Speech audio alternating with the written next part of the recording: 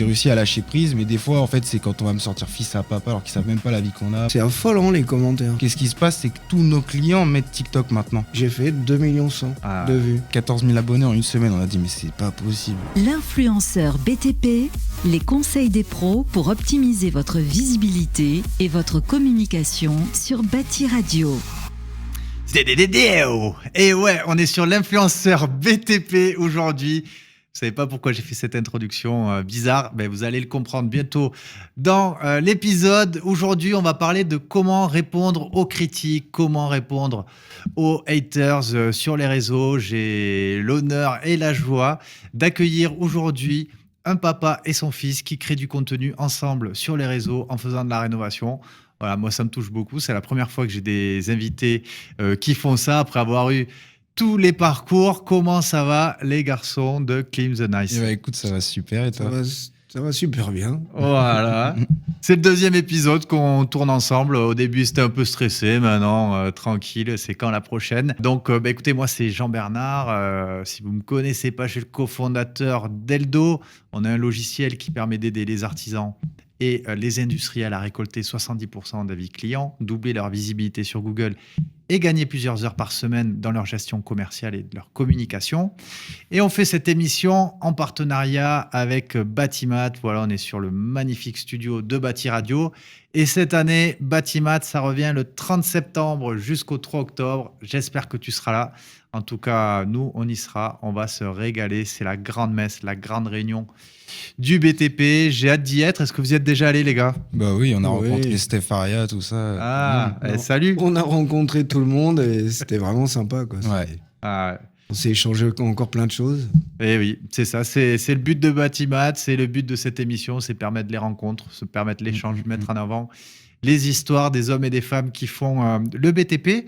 Donc, écoutez les gars, je vais vous demander de vous présenter, savoir qui vous êtes, d'où vous venez, comment vous êtes tombé dans le BTP et puis comment vous êtes tombé dans les réseaux aussi. Vous verrez le lien avec l'introduction, vous comprendrez un petit peu mieux. Et puis, n'hésitez pas à mettre un commentaire là. Laissez-nous un commentaire pour les motiver, ça nous fait plaisir.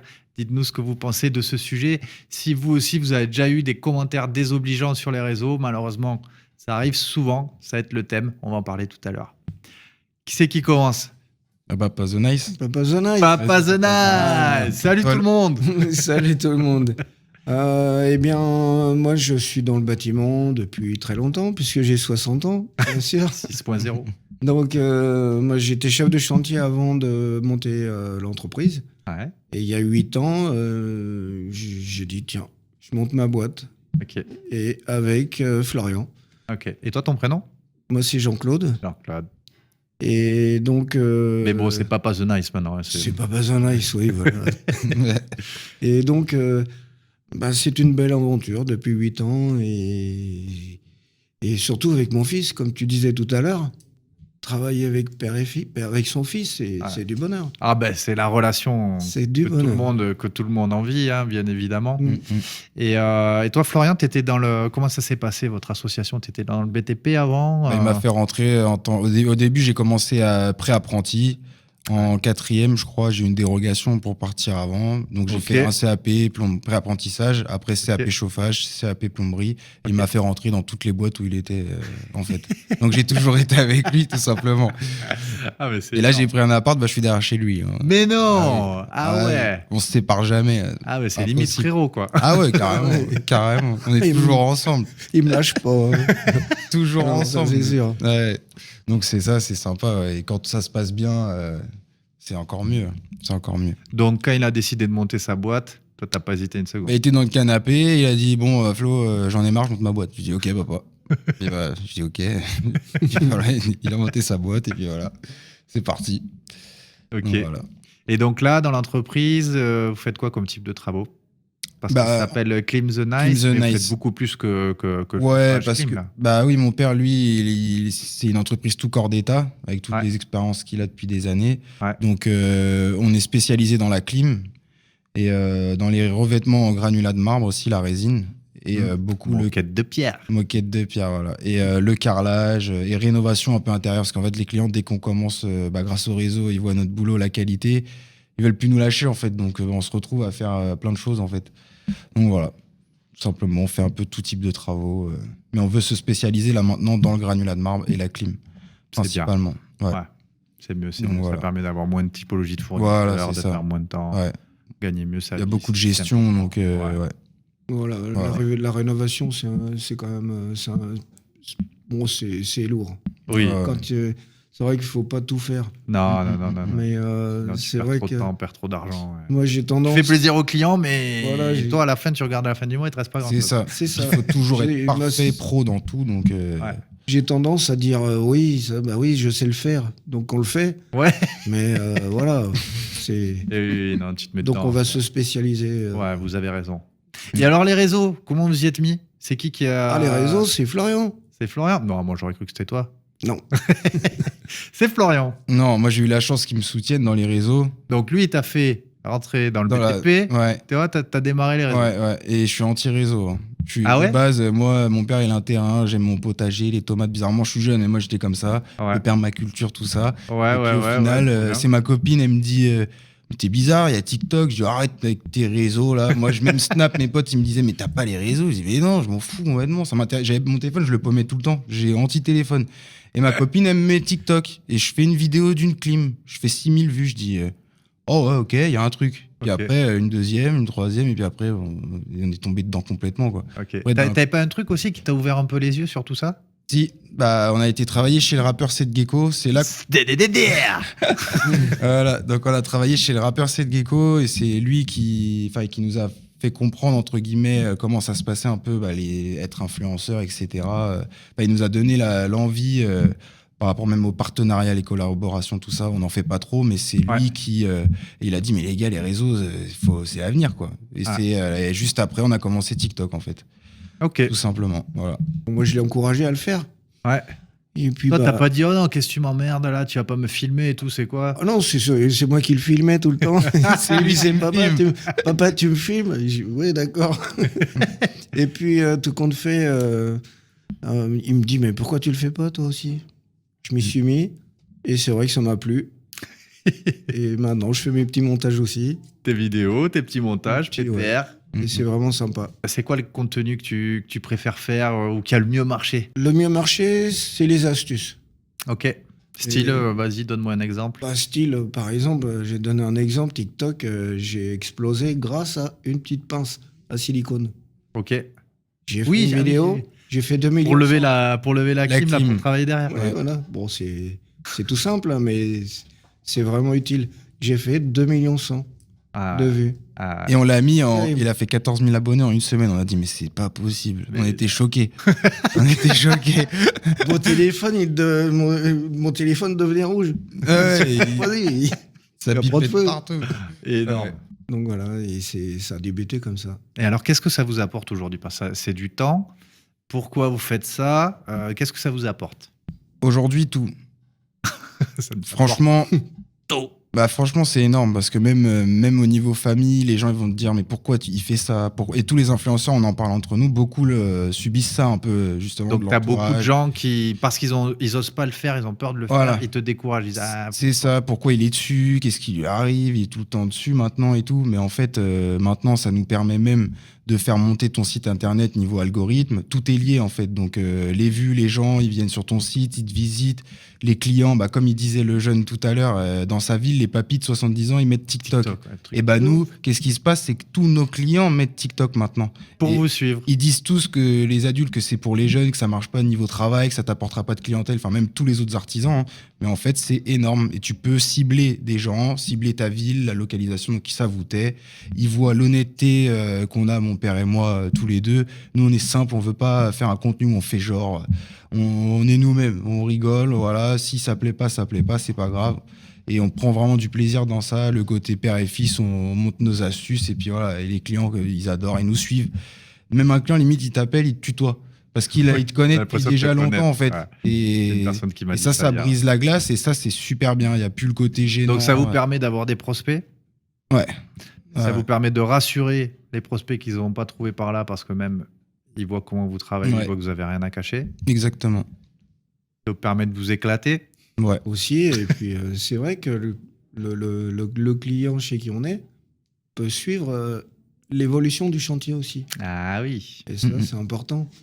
Et il voit, on n'a rien à cacher, donc il voit que il y a le chantier. Le chantier est fait de telle façon et on cache rien en fait. Donc ça rassure. Qu'est-ce que ça peut vous apporter encore? Bah, de la clientèle. Après, vous avez les marques, vous avez des partenariats avec des marques? C'est ce que je disais. Moi, je refuse. Il y en a beaucoup, ils disent oui, tu vends tes machines parce que je vends une machine, mais non, ou une colle, ou une gamme de trucs, mais c'est juste que je l'utilise. Donc, et j'ai pas de partenariat en fait. Ouais. J'ai oui, été oui, contacté. j'ai vu que vous avez partagé des... Ouais. Je sais plus c'était quoi là, des trucs. Les disques. Les disques qui étaient 10 fois moins chers. Ouais, bah, de chez Parkside ou Lidl ou quoi que ce soit. Mais en fait, c'est parce que c'est moins cher, que c'est utile, ça peut aider le particulier aussi, même les pros, hein, faut pas croire. Hein, parce que tout coûte cher aujourd'hui, donc bah voilà. Et en fait, nous, les partenariats, on en a, mais on les refuse, on répond même pas. Des fois, papa, il me dit, j'ai quelqu'un qui m'a contacté, puis après, on en parle et on oublie, puis faut le faire parce pas. que vous avez un joli... Bah, combien vous avez de personnes qui vous suivent sur les réseaux? 125 000 sur TikTok, 100 000 sur Facebook. Et Insta, on n'aime pas du tout. C'est beaucoup plus compliqué pour monter dessus. Ouais. Faut une vidéo filon, ce que j'appelle. Faut réussir à faire une vidéo à 1 million de vues et 100 000 likes. Et là, t'exploses. Vous avez reposté la... Ouais, on a essayé, mais ça marche pas. Ouais, ça marche pas. Bon, moi, j'ai 20 400 pour le moment, mais c'est vrai que ça fait pas longtemps. Ah, mais c'est bien. Ouais, ça fait J'ai pas longtemps. 20 400, donc... Puis là, il commence à Déjà s'y pas mettre. mal. Il commence à s'y mettre vraiment, là. Et ce qui est bien, c'est que les gens ils peuvent voir enfin, c'est fou d'ailleurs, on va parler des commentaires. Ouais. Et on voit la différence entre le respect qu'ils ont envers un adulte allez. Donc et un jeune. On parle des critiques, des haters, des gens qui mettent des sales commentaires. Vu qu'il y avait que des jeunes aujourd'hui. Quelle différence il y a sur les... Donc vous avez 3 réseaux, Facebook, TikTok, Insta. C'est quoi la diff que vous faites entre les 3 niveaux critiques? Ah, au niveau critique, sans aucun doute, TikTok. Et numéro 1. Top 1. Ça, c'est sûr. Et après, entre Facebook et Insta, je pense que c'est Facebook, tu vas me dire. De quoi Facebook. Il y a beaucoup d'anciens, mais plus de clients, justement, des gens plus âgés. Parce que la nouvelle génération, elle a quitté Facebook et c'est l'ancienne qui a repris. Mais l'ancienne arrive en force sur TikTok. Hein. C'est impressionnant. Ah ouais. Ah bah oui. C'est voilà. Que Instagram, je trouve que au niveau critique, c'est beaucoup plus tranquille. Ah ouais. Ouais. Ok. Pour ma part. Pour ta part. Ok. Bon, alors comment vous faites parce que vous en avez pas mal. Comment vous faites déjà pour gérer ça? Qu'on en parlait tout à l'heure, tu les vois, des fois, ça te fout... pour gérer, c'est ce que je disais. Ça fout en rogne, quoi. Ouais, au début... Là, ils disent des trucs, c'est des insanités, quoi. Ouais. Exactement. Et donc, au début, tu te prends au jeu. Tu réponds, tu t'acharnes dessus pour répondre. Mais ça sert à rien, en fait. Tu rentres dans leur jeu, en fait. Tu rentres dans leur jeu, et puis, au fil du temps, tu t'apprends à le zapper, tu l'effaces, et puis voilà. Toi, tu l'effaces. Ouais. Et toi, tu fais quoi? Toi, tu les bloques en amont? Moi, je fais des coups de gueule souvent, moi. Et mes abonnés me disent arrête de te prendre la tête, on te l'a déjà dit, laisse-les tranquilles et tout toi, ça. Tu fais quoi? Toi, tu te te sers des commentaires, tu fais un contenu. Ouais, je prends un commentaire malveillant et je lui réponds et je lui dis voilà. Et toi, tu fais une vidéo, tu fais un contenu sur ça. Ouais, un contenu sur ça. Puis je la supprime après.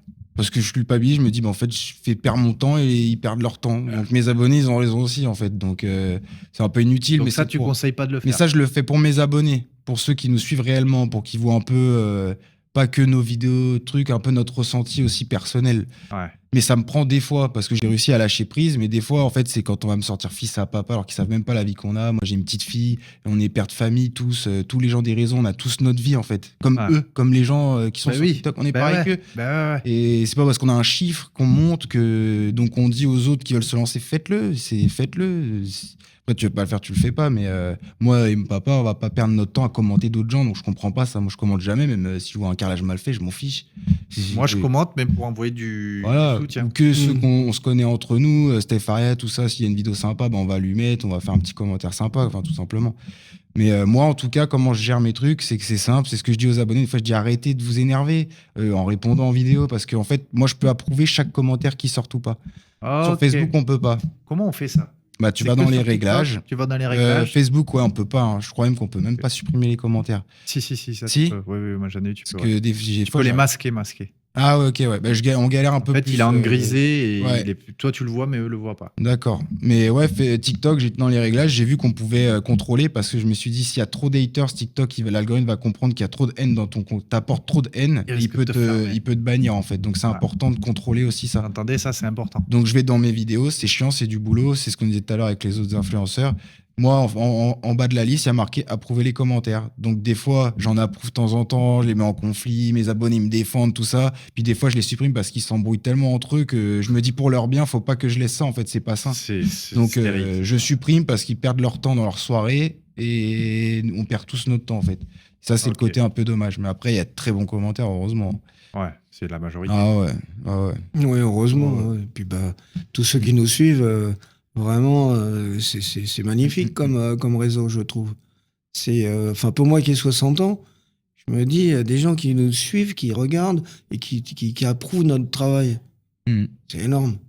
Puis inversement, bien sûr. Puis ils adorent Papa The Nice. Là, en ce moment, je le mets beaucoup en avant. Ils me disent, arrête, va bosser. Et en fait, mon père, il me filme, ou des fois, je suis en train de bosser, je lui dis, même sur le boulot que j'ai fait, je lui dis, papa, viens faire une vidéo là, mets-toi là, parce que je sais qu'ils ont compris qu'ils aimaient bien mon père, le côté rassurant d'un adulte. Ouais. Parce que malheureusement, ce qu'on disait tout à l'heure, les jeunes, là, ils ont 25 ans, ils ont des sociétés, ils arrachent tout. C'est énorme, là où ils sont aujourd'hui, et il y a beaucoup d'anciens qui vont te dévaloriser, en fait.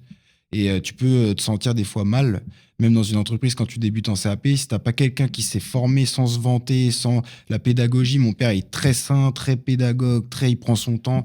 Donc c'est important ça. Et Alors moi, c'est vrai que je le suis, on se suit mutuellement. Alors moi, des fois, je réponds sur les commentaires Vraiment, c'est affolant, les commentaires. Ouais. Mais quand t'es jeune, ils peuvent... Mais bon, il y en a quand même pas beaucoup. Hein. Ouais. Il y en a très peu. T'as d'autres conseils que tu peux donner à ceux qui reçoivent des commentaires de rageux, de haineux? Quand c'est trop rageux, quand c'est trop haineux, faut effacer, c'est évident, ça va aller trop loin. Mais par contre, il faut en laisser certains, puisque ça favorise justement la montée de tes vues. Et oui, parce que ça crée des interactions et les algorithmes poussent les contenus qui génèrent beaucoup d'interactions entre les personnes. Voilà, et c'est intéressant de voir que nos propres abonnés nous défendent. Donc c'est quand même pas mal. Donc faut laisser faire. Laisser faire. Des fois, prendre un hater ou deux, c'est pas mal pour ton poste. C'est pas mal. C'est les coups de gueule que je fais. Je disais, vous avez pas compris, perdez pas votre temps à commenter. Plus vous allez commenter, et là ils se disent, il est arrogant. C'est ce que j'ai dit tout à l'heure. Faut faire attention des fois à ce qu'on dit. Il y a un côté un peu arrogant quand on est jeune. Reste humble. Ouais. Qui est-ce que vous suivez comme autre créateur de contenu / influenceur? Qui est-ce que vous aimez bien tous, hein. Après c'est Kelly Cruz, Steph Aria, Flo Tuto. Il y en a pas mal. Ouais. Là on a des découvertes que je connaissais pas parce que l'algorithme, tu vois, il me les balance pas et je les connais pas. Il y a un maçon moi, que j'adore, c'est Blue. C'est Blue, ouais. Je connais pas C'est Blue. C'est Blue, alors là il est adorable. Il a inventé des types de tutos, il a percé aussi avec un truc original. Grave, il fait de la maçonnerie en faisant de l'humour. Donc, ah ouais, stylé. Il est tout seul, mais il bosse. Génial. Et c'est vrai que Stepharia, Kelly Cruz, et puis tous les autres. J'adore. Et celui qui vous a donné envie de faire du granulat, la moquette de pierre, c'est qui? Ça, c'est Jérémy Résine Art et Déco. Ok. C'est un super gars. Ils sont adorables. Et c'est ça qui est beau dans les réseaux, c'est qu'en fait, on s'aperçoit qu'on se soutient tous. Comme on se connaît pas de base, c'est ça. Et en fait, on part sur une base neuve, en fait, une page vierge. Donc, on apprend vraiment à tous se connaître, on se soutient tous, on reprend même nos tutos ensemble, on se partage. On se donne plein d'idées et lui nous a donné l'envie de faire la résine. Du coup, on s'était rencontrés chez Seth Gecko.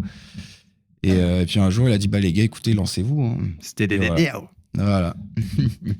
Bon, écoutez, super. Je sais pas s'il y a des barlous qui nous regardent. Laissez-nous en commentaire. Dédicace à Seth Gecko. Une phrase qui vous caractérise, qui vous motive au quotidien, que vous pouvez partager, qui est un peu votre mantra, votre devise. On en a tellement. On en a une, c'est surfer sur la vague. C'est notre slogan. C'est notre slogan. En gros, en rose. Ok.